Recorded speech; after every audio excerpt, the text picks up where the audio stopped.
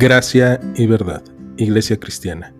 Te invitamos a que escuches con nosotros este estudio y que sea de edificación para tu vida.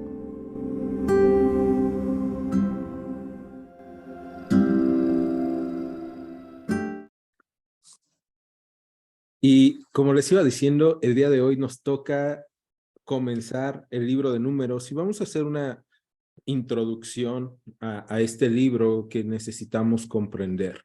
Como tal, el libro de Números está considerado como uno de los libros de Moisés, ¿no? Dentro de los primeros 5 libros de la Biblia, nosotros decimos que el autor es Moisés. Va a haber algunos críticos, va a haber algunas situaciones, algunos estudiosos que dicen que el libro de Números se escribió posteriormente, pero el mismo libro de Números dice que su autor es Moisés, y eso lo podemos encontrar, por ejemplo, en Números 33:2. Si quieren acompañarme ahí, vamos al capítulo 33, al versículo 2, y vamos a ver que el mismo libro da la autoría. Dice: Moisés escribió sus salidas conforme a sus jornadas por mandato del Señor, ¿no? Moisés las escribió. Y en el capítulo 36, en el versículo 13, o sea, en el último capítulo, en el último versículo dice: estos son los mandamientos y los estatutos que mandó el Señor por medio de Moisés a los hijos de Israel en los campos de Moab, junto al Jordán, frente a Jericó, ¿no? Haciendo alusión a que fue a través de Moisés.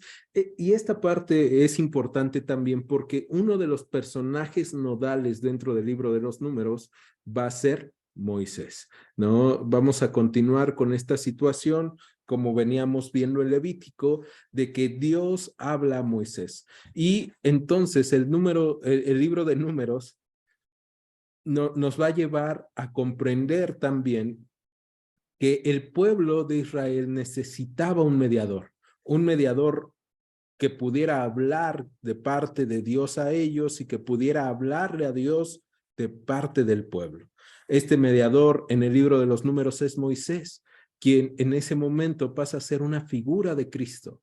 Todo aquel que quiera acercarse a Dios necesita un mediador, y el único mediador entre Dios y los hombres es Jesucristo hombre, ¿no? Entonces, tenemos ahí esta figura de la mediación a través de Moisés. Ahora, el libro de Números como tal es la continuación, si así lo podemos ver, histórica del libro del Éxodo, ¿no? ¿Y por qué vamos a hablar de la continuación histórica? Porque el libro de Éxodo nos relata el primer año de la salida del pueblo de Israel, ¿no? Entonces tenemos todo el primer año de la salida del pueblo de Israel escrito en el Éxodo, pero vamos a tener posteriormente en Levítico todo un mes. Y era algo que nosotros veíamos, que en 27 capítulos se escribe solamente un mes de la vida del pueblo de Israel en el Éxodo, ¿no? Después de que Dios ha sacado al pueblo de Egipto, Dios los lleva al monte Sinaí. En el Sinaí están recibiendo la instrucción de parte de Dios durante un mes, las instrucciones sobre cómo tenía que armarse el tabernáculo, esto que nosotros ya vimos, estas instrucciones sobre cómo es que se tenía que llevar el tabernáculo, la tienda de reunión del Señor para con el pueblo, y las cosas que el pueblo de Israel tiene que obedecer. Después de eso, entonces nosotros vamos a encontrar el libro de Números, ¿no? Y el libro de Números va a relatarnos los otros 39 años del pueblo de Israel entre su salida de Egipto y su llegada a la tierra prometida. Entonces, en el libro de Números nosotros vamos a encontrar esos 39 años narrados. Por cierto, Números es el nombre que se da a este libro en la mayoría de las traducciones al español o en traducciones modernas. Porque habla de números. No, ahora, no debemos de asustarnos, pero debemos de comprender por qué es que habla de números. Este libro habla de números como un censo o un conteo que Dios va a mandar al pueblo de Israel. Dios le habla a Moisés y le dice, vamos a tener que hacer un conteo para ver cuántas personas, cuántos hombres pueden salir a la guerra y para poder organizar al pueblo de Israel en cómo tenía que marchar hacia la tierra prometida. Por lo tanto, nosotros vamos a tener en este momento al pueblo de Israel caminando de parte de Dios, pero también vamos a tener a Dios pidiendo que se hagan las cuentas. Bien, después de esto, algo importante de saber es que Números no era el nombre con el que los judíos conocían a este libro.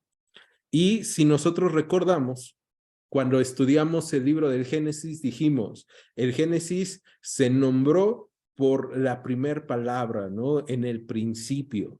Entonces, de ahí es que en el principio se tradujo al griego Génesis y después todos nosotros entendimos o lo tradujimos así. Lo tenemos ahora así. El Éxodo pasa algo similar, Levítico pasa algo similar y en Números lo que vamos a tener es exactamente este conteo, pero si nosotros nos vamos al capítulo 1, versículo 1, vamos a encontrar que la quinta palabra que nosotros tenemos es desierto, ¿no? Y esta parte va a ser bien importante porque el pueblo de Israel conocía este libro como en el desierto o el libro del desierto. Y es un título bastante más agradable para nosotros, bastante más entendible, si así lo queremos ver, porque, como les iba diciendo, pues el pueblo de Israel va a narrar su historia o sí, va a tener su historia y va a afianzar parte de su historia a través de este libro. Este libro que va a llevar al pueblo en el desierto. Esta palabra de desierto es bien interesante porque es la palabra hebrea Bemidbar. ¿Qué significa Bemidbar? Bueno, es un terreno que sirve para apacentar ovejas. Y a mí me encanta la simbología que están utilizando los judíos o que Dios utiliza a través del idioma para hablar a los judíos. Y es que como tal no es un desierto como de repente nosotros nos lo imaginamos así de pura arena, dunas y dunas de arena y que no haya vegetación, sino es un lugar de difícil crecimiento de la vegetación, de difícil supervivencia, pero sí tiene plantas, sí tiene hierbas, y entonces los pastores llevaban a este lugar a apacentar a sus rebaños, a que pudieran comer algunas hierbas, a que pudieran caminar, y por lo tanto, Dios va a llevar al pueblo al desierto, a que se apacente, a que coma ciertos alimentos y también algo que va a pasar en el desierto va a ser que va a ser probado el corazón de los hombres, el corazón del pueblo de Israel. Entonces, esto nos va a llevar también a algo bien interesante a nosotros, porque probablemente tú te has sentido en algún momento de tu vida como creyente, tal vez en esta semana o tal vez en estos años en el desierto, ¿no? Has sentido que de repente estás en un lugar áspero, en un lugar difícil para crecer, difícil para vivir, pero la parte buena de esto es que Dios te llevó, que Dios te ha llevado y que Dios está contigo. Y eso lo podemos ver también en el versículo 1 del capítulo 1 de este libro. Y es que el capítulo 1 comienza diciendo, habló el Señor. Y a mí me encanta saber eso, porque el pueblo de Israel está ya entrando al desierto y Dios les habla. Esto nos da la esperanza y el conocimiento de que Dios va a hablarnos aún en medio de nuestros desiertos, aún en medio de los tiempos difíciles, aún en medio de las necesidades, Dios va a hablarnos. Pero también viene la respuesta que nosotros demos a Dios para determinar cómo va a continuar nuestro camino. Y es que nosotros vamos a encontrar, como les dije, en el libro de los Números, el cuidado de Dios, pero también vamos a encontrar que en Números 14, y ya en algún momento llegaremos ahí, vamos a encontrar que en este capítulo 14 del libro de Números, el pueblo de Israel tiene que tomar una decisión. Y esa decisión va a llevarlos a caminar durante muchísimo tiempo por el desierto. Y es que resulta que ellos no entran, cuando están en Sedes Barnea, no entran a la tierra prometida porque han enviado espías. Y esos espías no confían en lo que Dios ha dicho. Y más allá de los espías, el resto del pueblo de Israel confía más en lo que los ojos de ellos vieron que en lo que Dios les había hablado.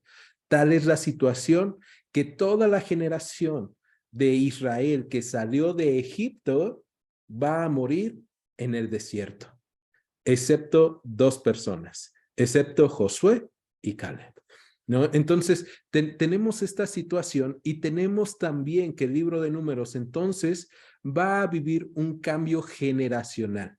Un cambio generacional que vamos a encontrar dentro del libro. Este cambio va a ser, como les dije, la generación que nosotros podemos entender como de Egipto y la generación del desierto, ¿no? La generación de Egipto que va a traer ciertas costumbres, que va a creer que Dios los ha liberado para que ellos hagan lo que quieran. Y ese es un problema. Porque nosotros como creyentes, cuando somos liberados por Dios, nosotros tomamos una decisión, seguir a Dios o no seguir a Dios. Y en este caso, el pueblo de Israel que ha salido de Egipto, toma la decisión de no obedecer a Dios.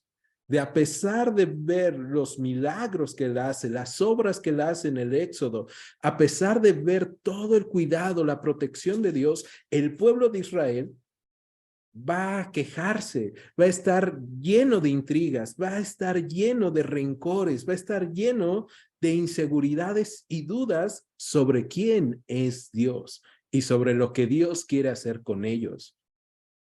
Y eso nos lleva a tener una analogía con nosotros, a poder compararlo con nuestras propias vidas. Y es que probablemente cuando Dios hace una obra en nuestras vidas, nos salva, nos libera de nuestros pecados, nos libera de nuestro pasado, nosotros podríamos llegar a pensar, Dios me liberó para que yo siga haciendo lo que yo bien quiero. Dios me liberó para que yo siga caminando en mi vida como yo la quiera caminar, porque para eso soy libre y tengo libertad en Dios. Y la realidad es que estaríamos muy mal en pensar eso. Entonces, esta generación de Egipto habla de una realidad espiritual a nuestras vidas. Habla de una realidad que probablemente tú y yo estamos viviendo el día de hoy, en donde nuestra carne, donde nuestra mente, donde nuestros deseos se rebelan en contra de lo que conocemos de Dios, en contra de lo que Dios revela a nuestras vidas. Pero posteriormente a la muerte de esta generación, se levanta una generación, la generación que nació en el desierto, que regresa a la obediencia. Y esto nos va a llevar a ver las divisiones del libro de Números. Y es que el libro de Números es muy difícil de poder dividir en ciertas formas. Hay distintos conceptos de la división del libro de Números. Yo les voy a dar varios, pero con lo que nosotros estamos viendo, creo que ya podríamos estar viendo parte de estas divisiones, ¿no? Está la división en dos partes y estas dos partes son las dos partes del censo o dos censos. El primer censo que se hace en el libro de Números está del capítulo 1 y capítulo 2 y nos va a durar hasta los primeros 10 capítulos, en donde nosotros vamos a ver las instrucciones dadas al pueblo a partir del conocimiento del censo, y después la segunda parte del segundo censo a partir del capítulo 26 al 36, en donde vamos a encontrar estas dos generaciones, ¿no? La generación del desierto es censada y la generación de Egipto es censada primero.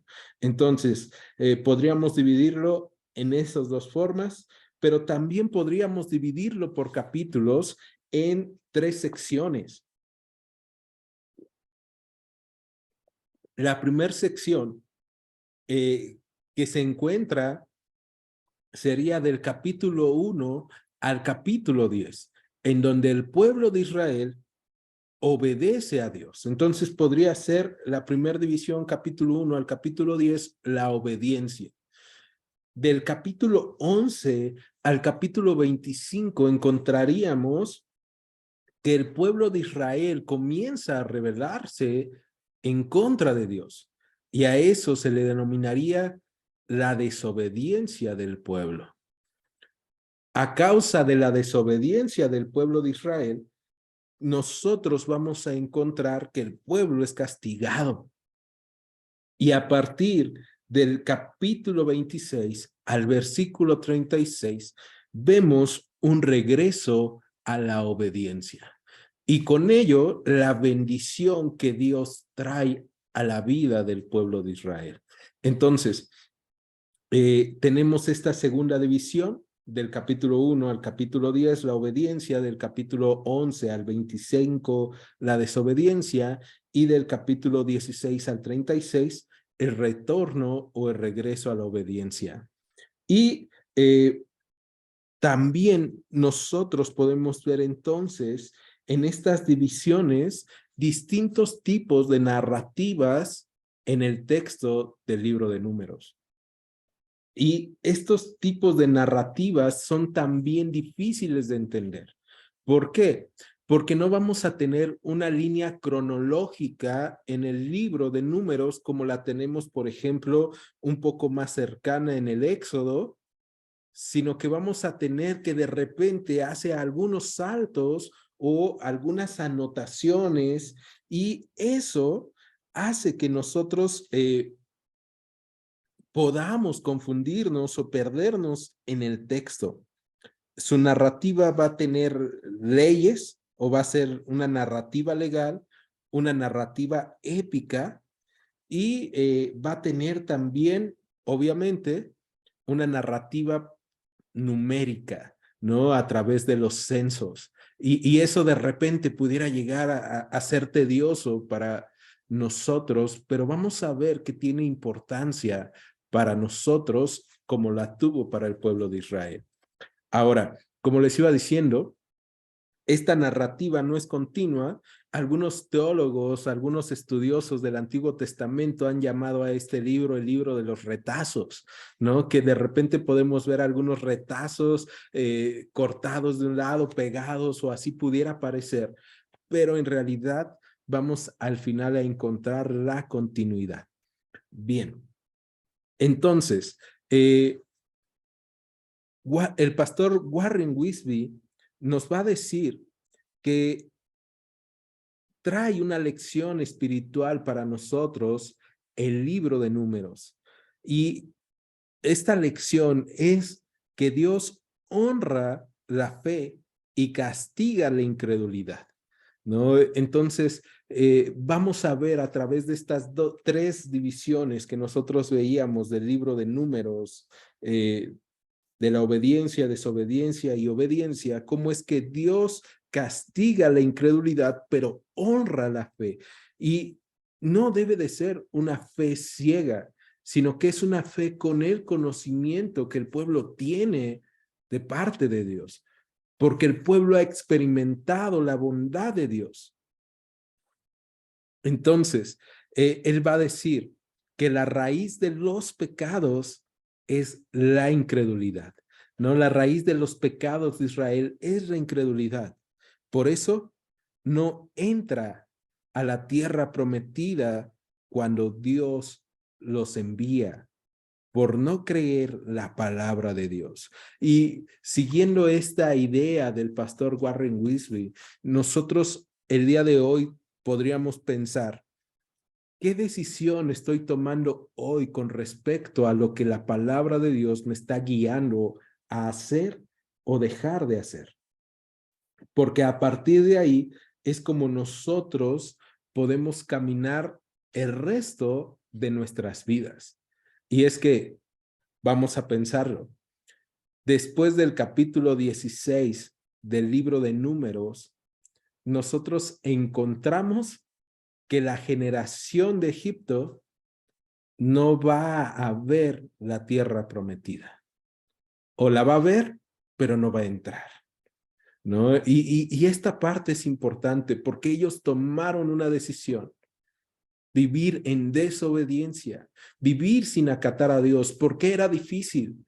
Porque se veía muy difícil el poder entrar a esa tierra, el poder conquistarla, el poder pelear contra las personas que eran más grandes, obedeciendo a Dios. Y muchas veces eso se parece a nosotros buscando pretextos para no obedecer la voluntad de Dios. Mientras que tenemos en la generación del desierto obediencia al Señor. Y una obediencia de tal forma que Dios les recompensa introduciéndolos en la tierra prometida. Que por cierto, esta tierra prometida, debemos recordar, no es prometida al pueblo de Israel en el momento en el que el pueblo sale de Egipto. La tierra ha sido prometida varios siglos antes a un hombre que ni siquiera tenía hijos, ¿no? Y esta parte es importante para nosotros porque podemos ver cómo es que Dios va tejiendo a través de la historia de la humanidad una relación con nosotros. Y todo se trata de confiar en el Dios que ha hecho, en el Dios que se ha revelado y que está caminando con nosotros como su pueblo. Y si nosotros tuviéramos que remontarnos en la historia, tendríamos que remontarnos hasta el libro de Génesis, en el capítulo 12, cuando Dios le habla a Abraham, ¿no? En este caso, Abraham sin H, el cual estaba viviendo con su familia en Ur de los Caldeos, ¿no? El cual practicaba ritos hacia dioses distintos al Señor que se le presenta, a nuestro Dios. Pero es Dios el que se presenta a él, no por sus buenas obras, no por su calidad moral, no por su calidad espiritual, sino se presenta por pura gracia a Abraham. Y entonces Dios le dice: sal de tu tierra y de tu parentela, y le da una promesa. Cuando él obedezca, Dios hará de él una tierra o una nación grande, y a través de su heredad, a través de sus generaciones, bendecirá el Señor a todas las familias de la tierra. ¿Eso a qué nos lleva? A que no hay ninguno de nosotros aquí, como representantes de nuestras familias, que no hayamos sido bendecidos a través de esta bendición que Dios le promete a Abraham. Y eso es bien importante, porque entonces nosotros estamos viendo las obras de Dios, no desde el Éxodo, no desde el libro de Números, sino que estamos viendo la obra de Dios desde el principio, desde el Génesis. Y vamos a hacer la analogía nuevamente con nuestras vidas. ¿Desde qué momento puedes ver la mano de Dios en tu vida? Desde el momento en el que Dios se presentó a tu familia, desde el momento en el que has escuchado del Evangelio. No, desde el momento en el que fuiste concebido, y no concebido ni siquiera a través de tus padres, sino en el momento en el que fuiste concebido por Dios, en la idea de Dios.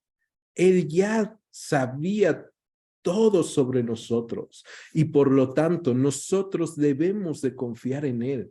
Haríamos bien en confiar en Él, en confiar en su cuidado, en confiar en su provisión y en confiar que a través del desierto en el que nosotros podamos estar viviendo, Dios quiere tratar con nosotros como en el libro de Números le habla a su pueblo para decirle que quiere tratar con ellos, que quiere transformarnos.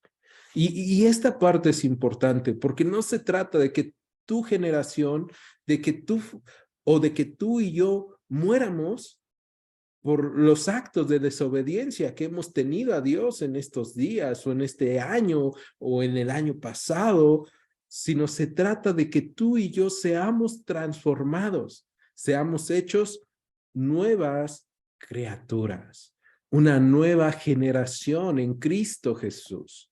Por lo tanto, en el libro de Números podemos volver a encontrar el Evangelio constantemente revelándose hacia nosotros.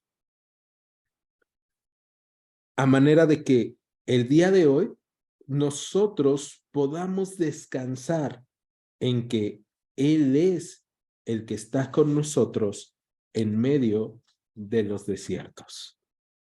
Y así es como el libro de Números puede ser de cierta forma introducido.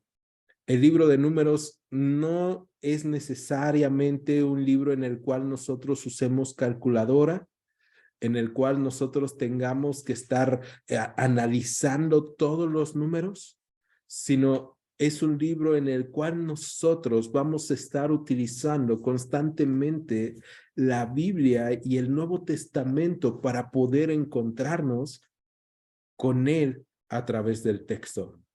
Y vamos a poder ver retratos de nuestras vidas, de nuestras situaciones propias en medio de momentos difíciles a través de este libro. Entonces, esa es la introducción que nosotros tenemos sobre el libro de Números.